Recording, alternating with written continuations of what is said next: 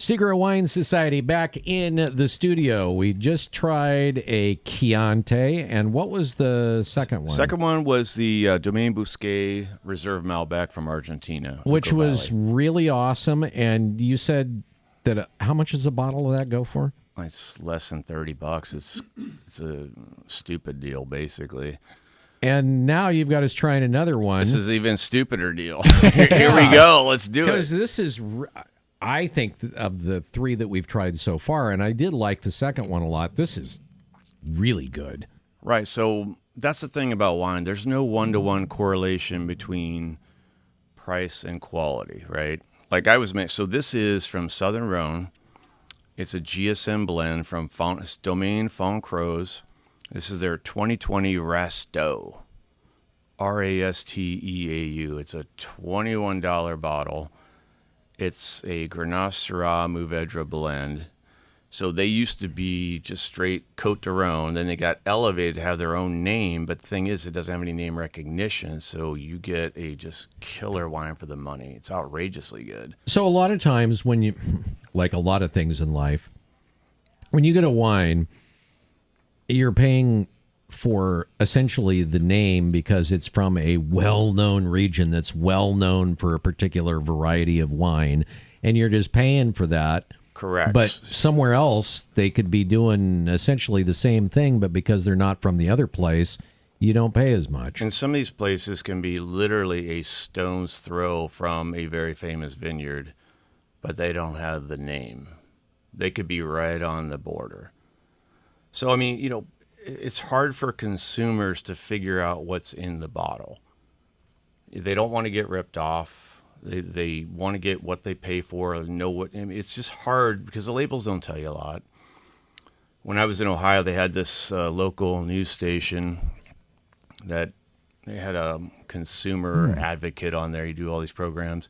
He went to McDonald's and bought 4 cherry pies, takes them back to the studio and cuts them open, and it's just full of high fructose corn syrup, and one of them had half a cherry skin in it. So it's like you don't really know what you're getting. Well, see, so Rasteau, I even asked you when you came in, it's like, Rasteau, what the heck is that? And how do people find this stuff? I mean, obviously you sell it, but how do you go about finding these things when there's so many of them? Honestly, the consumer is in the worst position ever. Because to figure out if this bottle's good or not, they need to go buy it. And maybe next year, even this particular Domaine's wine isn't good because of the vintage. See, I don't have bad vintages ever because I taste it first. I'm kind of like just filtering all these dogs out and finding these gems. So how do you find them? I drink a lot, I guess. I don't know. I taste a lot. You got to taste very widely. I mean, you don't find them in Oregon, right?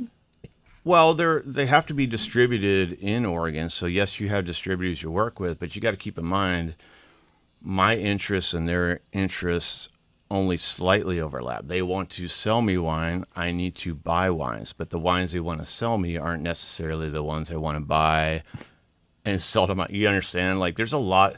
Here's the dirty secret of the wine industry. There's way too much wine out there. Way too much. And you don't need to pay too much. There are some areas that it's definitely worth ponying up the money, and so it's why we'll make sure we get through to the next one because it's one of those. But anyway, this is a $20 bottle of wine. Right. And it's crazy good. All right, my wife's going to... What do you think of this one, Rob? Pass that other one around. We don't want to run out of time. Excellent. This next one is epic.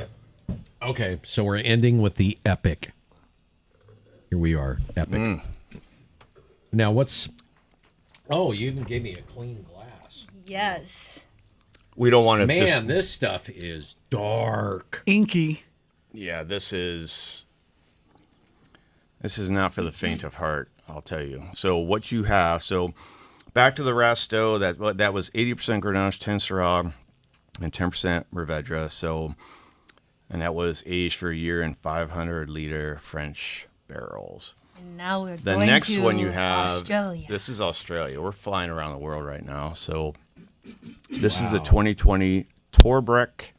I'm off to Sydney. This Yeah. is. So it's a Shiraz. So that's their word for Syrah. You know what? There you go. Yeah. Syrah. I like Syrah.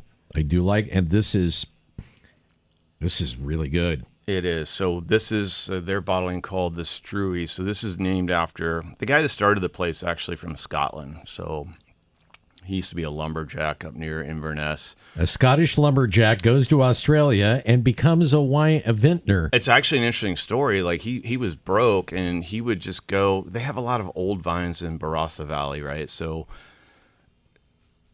old gnarly vines, and he would go out and say, "I will tend the vineyard for free, but when you sell the fruit, I want this cut." That sounds good. I don't have to pay somebody to do it up front.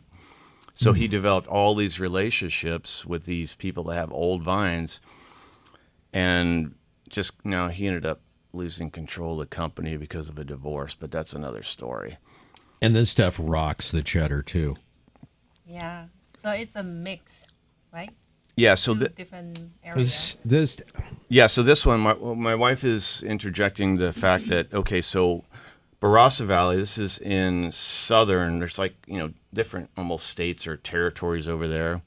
So this is in southern Australia. Barossa Valley is famous, but they have a sub-region called Eden Valley, which has a little more elevation.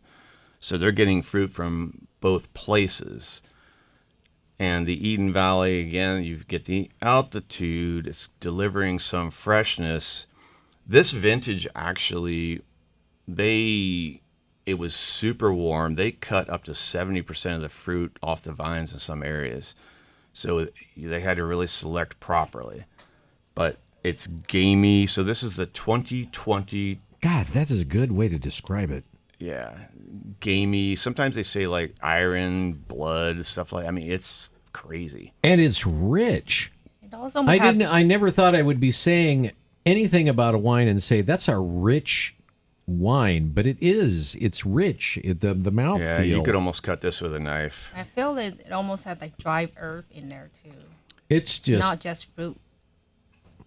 It's just dark. This is okay. For me, you got 3 winners out of 4, and that's like high. And this is. So what does that retail for?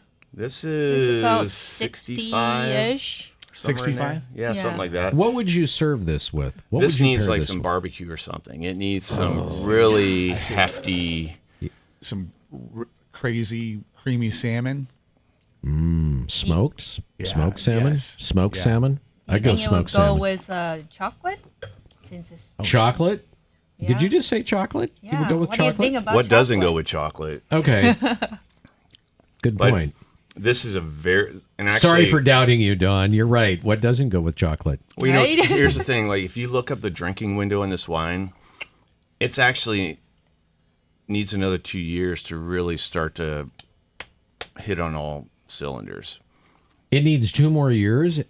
Well, it would get better than it is now. oh, much better. This wine will go 15, 20 years probably. Oh, by the way, those vines, they are like 40 to 80-year-old vines. So like old vines. Yeah. This is just. Well, that's the problem. Like, people don't buy wine for the future because things are so crazy nowadays, right? Like, I need to drink this now before. How would you not want to drink this now? Yeah. And well, that's the thing. Like, the thing is, you drink one now and buy one to store. All right, we've got 1 minute. For folks that want to find out more about the Secret Wine Society, maybe make the trip down to Oakland. What exit is it from here if you're heading south off I-5? Here's what I would do. So it's exit 140. Come see us. See what we're doing. See the value we're adding. Like I said, there's too much wine out there. We will find the right stuff for you. You will look like a rock star when you take these to parties or whatever because they're all selected. And honestly, you got to come see us. There's nothing better than actually looking for yourself. Oakland, historic Oakland, Oregon. It is the Secret Wine Society. Robert and Don joining us. And we're out of here. Have a great weekend. Maybe this weekend, go down to the Secret Wine Society and say hi and try some great wine. Cheers, everybody. Cheers. Cheers.